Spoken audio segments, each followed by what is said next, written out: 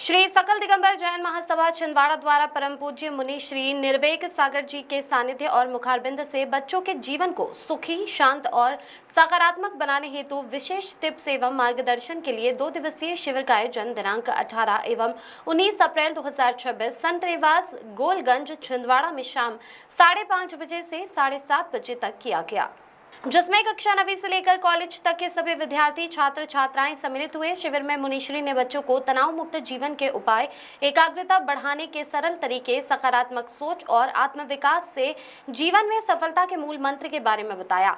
आज शिविर के समापन सत्र में सांसद श्री बंटी विवेक साहू भी सम्मिलित हुए। समापन पर उन्होंने अपने विचार रखते हुए कहा कि आज मुनिश्री ने जो बातें बताई है उनको हम भी अपने जीवन में धारण करेंगे।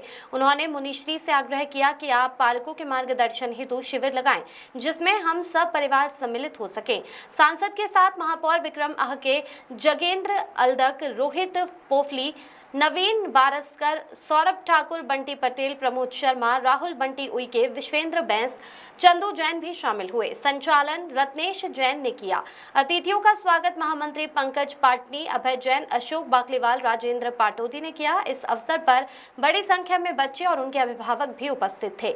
छिंदवाड़ा से जफर अली की रिपोर्ट। बड़े हर्ष का विषय है कि यहाँ पर अक्षय तृतीया के दिन आदिनाथ भगवान को पहला आहार के दिन यहाँ पर एक शुभ घोषणा हुई। घोषणा इस प्रकार हुई है, आचार्य विद्यासागर महाराज जी के परम शिष्य हमारे छिंदवाड़ा नगर के गौरव पाठशाला प्रणेता निर्वेक सागर महाराज जी के सानिध्य में एक योजना बनाई गई कि आगामी पीढ़ी को किस तरह संस्कारवान बनाया जाए।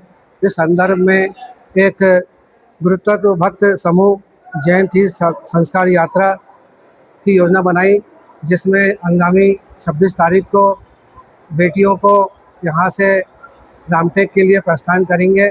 वहाँ पर उनको सर्व सुविधाओं देते हुए, पूजन की सामग्री देते हुए और आने जाने की सब भोजन व्यवस्था से लेकर सारी व्यवस्थाओं को बनाया गया है ताकि वहाँ पे उन्हें किसी प्रकार की तकलीफ ना हो।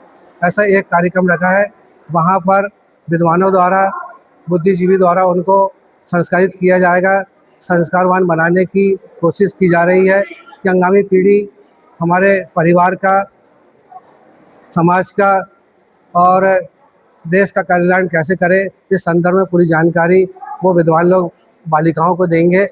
साथ ही आने वाले 3 मई को बच्चों के लिए भी, बड़े बच्चे जो 9वीं क्लास से ऊपर के बच्चे हैं, उनके लिए भी योजना बनाई गई है कि वो भी अदर स्टेट या अदर ज़िले में जाकर के जो तीर्थ क्षेत्र हैं हम लोगों के, वहाँ पर भी प्लान किया गया है। तो आने वाले 3 मई को संभवतः वहाँ भी जाएंगे और वहाँ भी इसी प्रकार से कार्यक्रम को रखा गया है। और इस समूह में जो गठन किया गया है, हमारे साथ में भाई आलोक जैन जी नीलर ज्वेलर्स वाले, जो कर्मठ कार्यकर्ता के रूप में सक्रिय है और समय समय पर पूर्ण सहयोग करते हुए महाराज जी के मार्गदर्शन में चल रहे हैं। और सभी 11 लोग की टीम महाराज जी ने बनाई है। नाम लेना तो एकदम से लोगों को याद नहीं आ रहा है, लेकिन सभी लोग का इसमें सहयोग रह रहा है। समाज जनों ने भी धर्म लाभ लेने के लिए और धर्म लाभ देने के लिए सहयोग राशि प्रदान की है। उनका भी हम धन्यवाद करते हैं, आभार व्यक्त करते हैं। और सकल जैन समाज ने महाराज जी से आग्रह किया है कि महाराज जी आपको ग्रीष्मकालीन भी यहाँ करना है, ताकि जिस तरह से यहाँ पे क्लास चलाई जा रही है वो क्लास भी बहुत अच्छी तरीके से लोगों को समझ में आ रही है कि हमें किस तरह से अपने जीवन में रहन सहन रहना है, कैसी बातों का अंगीकार करना है। ये बातें मुनि श्री ने बताई। हम सकल जैन समाज आज मुनि महाराज जी का आभार व्यक्त करते हैं। मेरा नाम सुजीत जैन, पूर्व अध्यक्ष गोलकपुर समाज।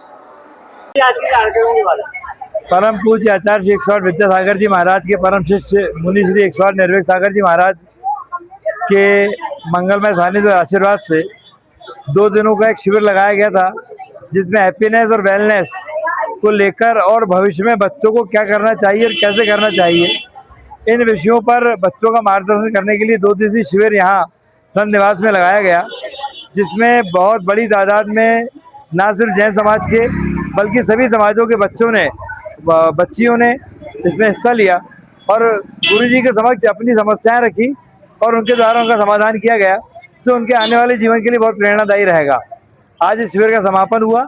इस शिविर में हमारे सांसद बंटी विवेक साहू जी और उनके साथ रोहित पोखली जी, बंटी पटेल जी, नवीन बारसकर जी, हमारे सौरभ ठाकुर जी, विश्व बैस जी, जागे नर्लक जी सहित सभी साथी पधारे थे और उन सभी ने आज इस शिविर में हिस्सा लेके और मुनि श्री के समक्ष अपनी समस्याएं रख के और उनका समाधान प्राप्त किए और सभी को इस शिविर में शामिल होकर बहुत अच्छी अनुभूति हुई। और आज एक और मार्गदर्शन हमें मुनि श्री से मिला। भविष्य में हम बच्चों के अभिभावकों के लिए एक शिविर और आयोजित करेंगे। धन्यवाद। मैं पंकज पाटनी, महामंत्री सकल दिगंबर जैन महासभा छिंदवाड़ा। और आपका आशीर्वाद कृपा दृष्टि हम सभी के ऊपर बनी रहे, यही मेरी कामना है।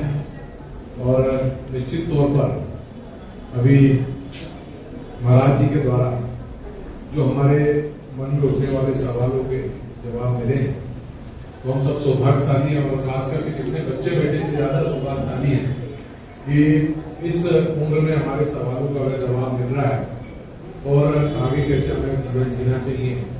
तो निश्चित तौर पर अगर हमने जो महाराज जी ने हमें संदेश दिया और हमने उसे जीवन में उतार लिया तो हमारा जीवन धन्य होता है। और आज के समय जो खास करके युवा पीढ़ी को हमारे मार्ग से भटक रही है, अपने मार्गों से भटक रहे हैं और जो सोशल मीडिया और जो पश्चिम की संस्कृति अपने जीवन में हम लोग उतार रहे हैं, उसे दूर करने की आवश्यकता है। और उसको अगर दूर करने का तो हमारे मन में हर बच्चा चाहता है कि उन बुरी आदतों को छोड़े, लेकिन नहीं छोड़ पा रहा है। उसके पीछे कहीं ना कहीं यह है कि अपने धर्म से, संस्कृति और परंपरा से हम लोग विमुख हुए हैं और इसके पीछे बच्चे जिम्मेदार नहीं है, इसके पीछे कहीं ना कहीं माता पिता भी जिम्मेदार हैं। क्योंकि छोटी सी बात मैं कहना चाहता हूँ, हम लोग जब दूर भी छोटे थे और जो बच्चे लोग हम लोग रोते थे, कहीं कुछ बातचीत होती थी तो सीधे बोलते थे कि चलो मंदिर चलो, वहाँ आरती में जाना, मंदिर का काम करो। लेकिन आज बच्चे रोते हैं तो घर में या तो टीवी में कार्टून लगा देंगे, मोबाइल पकड़ा देंगे। अब आप देखिए कि अगर बच्चा मंदिर में जाएगा तो वहाँ या मंदिर में आएगा तो धर्म को सीखेगा, संस्कृति को सीखेगा, परंपराओं को सीखेगा। और अगर बच्चा मोबाइल में लग जाएगा तो क्या सीखेगा? बताइए क्या सीखेगा? मोबाइल में आज छोटे बच्चे देखते हैं, कार्टून देखते हैं।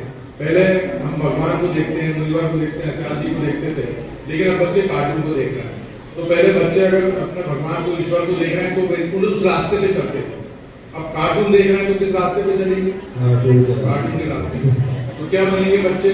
कार्टून बनेंगे। यही सीधे सीधे माँ बाप को भी कहना चाहता हूँ, जो हमारे पेरेंट्स हैं, कि अपने बच्चों को धर्म और संस्कृति और परंपराओं से जोड़ें। तभी हमारा जीवन, अगर हमारे धर्म जीवन में